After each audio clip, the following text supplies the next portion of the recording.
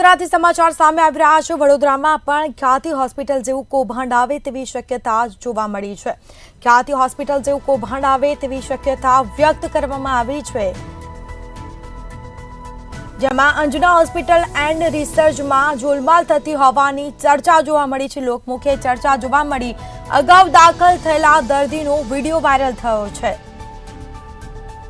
તો વાયરલ વિડીયોમાં દર્દી દ્વારા મોટા ઘટસ્ફોટ કરવામાં આવ્યા છે।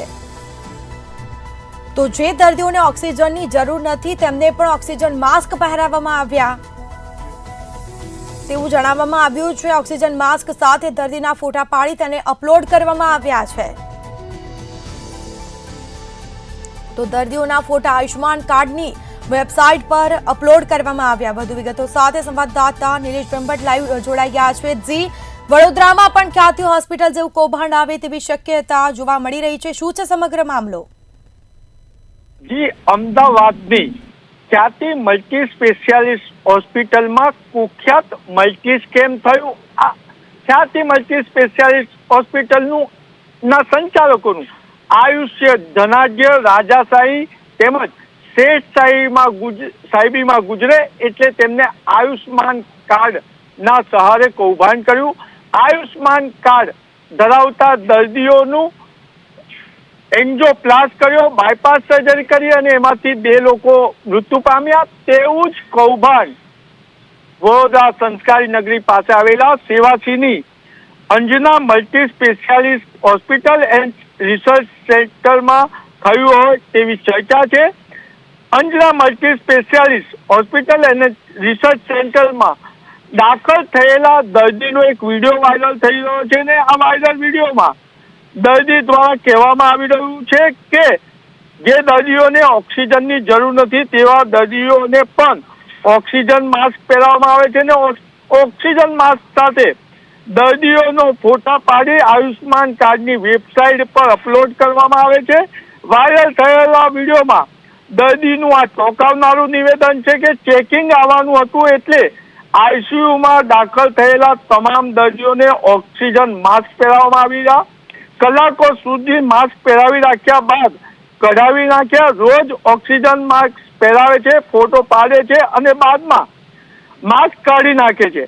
આપ સ્ક્રીન પર જોઈ રહ્યા છો તે Anjana multi specialist research hospital છે। આ સેવાસીમાં આવેલી છે અને આપ જોઈ શકો છો અહીંયા દર્દી રિક્ષામાં આવે છે અને આયુષ્માન કાર્ડના સહારે અહીંના ડોક્ટરો એટલા તો ધનાઢ્ય થઈ ગયા કે ટૂંક જ સમયમાં મર્સિડીઝ જેવી વૈભવ ગાડીઓ વેચાવી લીધી। અહીંયા આયુષ્માન કાર્ડનું તો કૌભાંડ ચાલે છે અને જ્યારે અંજના હોસ્પિટલ માટે જિલ્લા આરોગ્ય અમલ અધિકારીને મંતવ્ય ન્યૂઝે ફોન કર્યો તો જિલ્લા આરોગ્ય અધિકારી પણ અંજના હોસ્પિટલના સંચાલકો સાથે મળી ચૂક્યા હોય તેમ મંતવ્ય ન્યૂઝનો ફોન નથી ઉઠાવતા એટલે મિલીભગત છે। તમને અંજના હોસ્પિટલમાં આયુષ્માન કાર્ડનું કૌભાંડ થતો વિડીયો તો વાયરલ થયો છે। મહત્વની બાબત એ છે કે અંજના હોસ્પિટલે એક અન્ય પણ કૌભાંડ કર્યું છે જે તમને સ્ક્રીન પર બતાવીશું। અહીંયા પાર્કિંગમાં જવાના બેઝમેન્ટમાં ગેરકાયદેસર દબાણ કરી દીધું છે। જો અંજના હોસ્પિટલમાં આગ લાગશે તો આ ગેરકાયદેસર દબાણના કારણે અંદર જે ફાયર સિસ્ટમ બતાવી છે તેનો ઉપયોગ પણ ફાયર અધિકારી નહીં કરે એટલે અંજના હોસ્પિટલમાં કૌભાંડ છે। અને મહત્વની બાબત એ છે કે અંજના હોસ્પિટલ પાસે ફાયર એનઓસી છે કે કેમ એ પણ મોટો સવાલ છે। સ્ક્રીન પર જોઈ રહ્યા છો અંજના હોસ્પિટલનું ગેરકાયદેસર દબાણ। આવા દબાણોના કારણે હોસ્પિટલના બેઝમેન્ટમાં આગ લાગે છે। આગ ત્રણ માળ સુધીને પસરે છે અને આના જ લીધે સુરતમાં તક્ષશિલા કાંડ થયો તેવો કાંડ થઈ શકે છે। પરંતુ સેવાસી માં આવેલી અંજના હોસ્પિટલના સંચાલકો એટલા ધનાઢ્ય છે, એટલા રાજકીય સંપર્ક ધરાવે છે કે આની હોસ્પિટલનું કોઈ વાળ પણ વાંકવું નથી કરી શકે તેમ। હોસ્પિટલના સંચાલકો અને ડોક્ટરો વૈભવી ગાડીમાં આવી ગયા પરંતુ શરદી ખાંસી થઈ એવા લોકોને 12 મહિના સુધી અહીંયા ટ્રીટમેન્ટ માટે આવવું પડે છે। ત્યારે કહી શકાય કે સરકાર જ્યારે મીડિયા કોઈ કૌભાંડ ઉજાગર કરે ત્યારે હરકતમાં આવે છે. Anjana multi specialist research hospital જે સેવાસીમાં આવેલી છે તેના ગેરકાયદેસર દબાણ કોણ તોડશે, ક્યારે તોડશે? કારણ કે સિસ્ટમ દૂરથી દેખાય છે, પરંતુ પાણી અંદર છે કે કેમ તે પણ મોટો સવાલ છે. મંતવ્યનું છે ડોક્ટરનો સંપર્ક કરવાનો કરો તો ડોક્ટર આઈસીયુમાં એડમિટ દર્દીઓની વિઝિટે પહોંચી ગયા. એટલે Anjana multi speciality research hospital જે સેવાસીમાં આવેલી છે એમાં કૌભાંડ તો છે, તે સાબિતી છે. કારણ કે અહીંયા ગેરકાયદેસર દબાણ છે અને જે રીતના વિડીયો વાયરલ થયો છે ને જેમાં દર્દી કહી રહ્યા છે તો એની તપાસ તો આરોગ્ય અમલદાર અધિકારીએ કરવી જોઈએ, પરંતુ આરોગ્ય અમલદાર અધિકારી મીડિયાનો ફોન નથી ઉઠાવતા. કેમ? અંજનાના સંચાલકોને બચાવવા માટે કે જવાબ નક્કી કરવા માટે લાપતા થયા છે એ પણ તપાસનો વિષય છે. પરંતુ મંતવ્ય ન્યૂઝ જિલ્લા આરોગ્ય અધિકારીનું નિવેદન લેવા ચોક્કસ પહોંચશે. હાલ ભલે ફોન ના ઉઠાવતા હોય, પરંતુ ક્યાંક ને ક્યાંક અમદાવાદની ખ્યાતિ મલ્ટી સ્પેશિયાલિસ્ટ હોસ્પિટલ જેવું કૌભાંડ અહીંયા થયું હોઈ શકે. પરંતુ સરકાર તપાસ ક્યારે કરશે? શું અંજનાના સંચાલકો એમની પાસે જે પેપર છે, જે દર્દીઓની ફાઇલો છે એ સગે વગે કરશે પછી સરકાર અહીંયા તપાસ માટે પહોંચશે? કારણ કે હોસ્પિટલ લોન પર લેવામાં આવે, પરંતુ આ જ વૈભવી ડોક્ટરોના છોકરા દારૂ પીને સ્પોર્ટ્સ કાર ચલાવીને એક્સિડન્ટ કરેલા પણ વડોદરામાં કિસ્સા બન્યા છે. ડોક્ટરો પર લગામ તો લગાવી પડશે, કારણ કે દર્દી અને નાગરિકો ધરતી પરના જીવિત ભગવાન માને છે. ત્યારે દર્દીઓને ભગવાનના ભરોસે છોડી અને કૌભાંડ કરતા ડોક્ટરોને જેલ ભેગા તો કરવા જ પડે. પરંતુ સવાલ એ ઉભો થાય છે કે સરકાર ના ભ્રષ્ટ અધિકારીઓ અહીંયા પહોંચશે ખરા? જી અજય, આ બિલકુલથી તમામ જાણકારી આપવા બદલ આપનો આભાર. તો કલાકો સુધી માસ્ક પહેરાવી અને ફોટા પાડવામાં આવે છે આયુષ્માન કાર્ડનો આથા હેઠળ. આ કૌભાંડની આશંકા સરકારના આરોગ્ય વિભાગ દ્વારા તપાસ થાય તે અનિવાર્ય છે. ઓક્સિજન જરૂર ન હોય તેવા દર્દીઓને પણ ઓક્સિજન માસ્ક પહેરાવવામાં આવે છે. આઈસીયુમાં દાખલ દર્દીઓને ઓક્સિજન માસ્ક પહેરાવાયું. ચેકિંગ આવવાનું હતું એટલે દર્દીઓને ઓક્સિજન માસ્ક પહેરાવવામાં આવ્યું છે તેવું પણ દર્દીઓએ જણાવ્યું છે. દર્દીનો વિડીયો પણ વાયરલ થયો છે.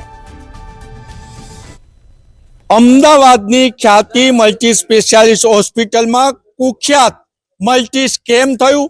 આયુષ્માન કાર્ડના આધારે પોતાનું આયુષ્ય ધનાઢ્ય અને શેખ સાહેબીમાં ગુજરે એ માટે ડોક્ટરોએ કૌભાંડ કર્યું.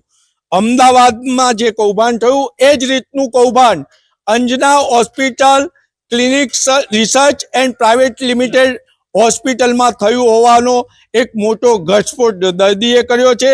જે દર્દીનો વિડીયો વાયરલ થયો છે તેમાં દર્દી જણાવી રહ્યો છે કે જ્યારે અહીંયા કોઈ ચેકિંગ કે આવવાનું હોય ત્યારે જ આ હોસ્પિટલમાં માસ્ક પહેરવામાં આવે છે અને ઓક્સિજન વેન્ટિલેટરની જરૂર ના હોય તો પણ અહીંયા ઓક્સિજનમાં એડમિટ કરી દેવામાં આવે છે. એટલે આ હોસ્પિટલમાં પણ ખ્યાતિ મલ્ટી સ્પેશિયાલિસ્ટ હોસ્પિટલ જેવું કૌભાંડ ચાલતું હોવાનો આક્ષેપ થયો છે. ત્યારે અહીંયા જ નોકરી કરતા અને પોતાના સગાને એડમિટ કરેલા ભાઈ સાથે વાત કરીશું. શું કહો છો, તમારા સગાને અહીંયા એડમિટ કર્યા છે, કેમ એડમિટ કરવા પડ્યા છે? મારી મમ્મીની બંને કિડની ખલાસ છે ને અત્યારે ડાયાલિસિસ પર છે. મેં બીજી જગ્યાએ દવાને એમ કરાવી પણ બિલકુલ ફરક નહોતો લાગતો. જ્યારે અમે ઘરે રજા લઈને જઈએ એટલે જે પોઝિશન હોય એ પોઝિશન જ થઈ ગઈ હતી. મને મારા સંબંધી થ્રુ અહીંયા હોસ્પિટલની જાણ થઈ અને મારા મમ્મીને અહીંયા લાવ્યો. 21 દિવસ રાખ્યું. તમે એવું કહો છો તમારા સંબંધી દ્વારા તમને અહીંયા હોસ્પિટલની જાણ થઈ, તમે તો અહીંયા નોકરી કરો છો, કયા વિભાગમાં નોકરી કરો છો? મેન્ટેનન્સ વિભાગમાં નોકરી કરું છું. હું પહેલા અહીંયા નોકરી નહોતો. મારી મમ્મીની સારવાર થઈ, મને રજા આપી, પછી અહીંયા વેકેન્સીની મને જાણ થઈ હતી. ત્યાં પછી મને અહીંયા નોકરી મળી છે. મારો મહિનો જ થયો છે હમણાં. પણ મારી મમ્મીની જે કન્ડિશન જે ટાઈમે હું લાવ્યો હતો એ ટાઈમની કન્ડિશન અને અત્યારની કન્ડિશન બહુ જ 100% સરસ છે. અને અહીંયા બિલકુલ રૂપિયો લેવામાં આવ્યો નથી.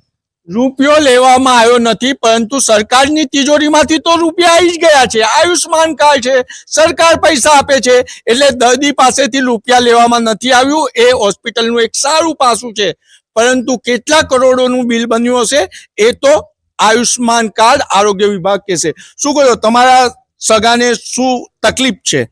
મારા પપ્પા થાય, એમને સુગરની બીમારી છે, એમને અહીં દવાખાનામાં લાયા છે, કાલે એડમિટ કર્યા છે. હવે તબિયત બહુ સારી છે. અને કોઈ તમે પૈસા- કેટલા વખતથી અહીંયા સુગરની બીમારીનો ઈલાજ કરાવવા આવો છો? અમે સુગરની બીમારીનો ઈલાજ તો કાલે જ લઈને આવ્યા છે, દાખલ કર્યા છે. ત્યાર પહેલા મારી એક બહેનને દાખલ કરેલી, એમને સુગરની જ બીમારી હતી, ભાનુબેન હતા, એમને અહીંથી સારું થઈ ગયું. પછી અમારી એક છોકરીને પેશાબનું પ્રોબ્લેમ હતું, તે બી અહીંથી સારું થઈ ગયું.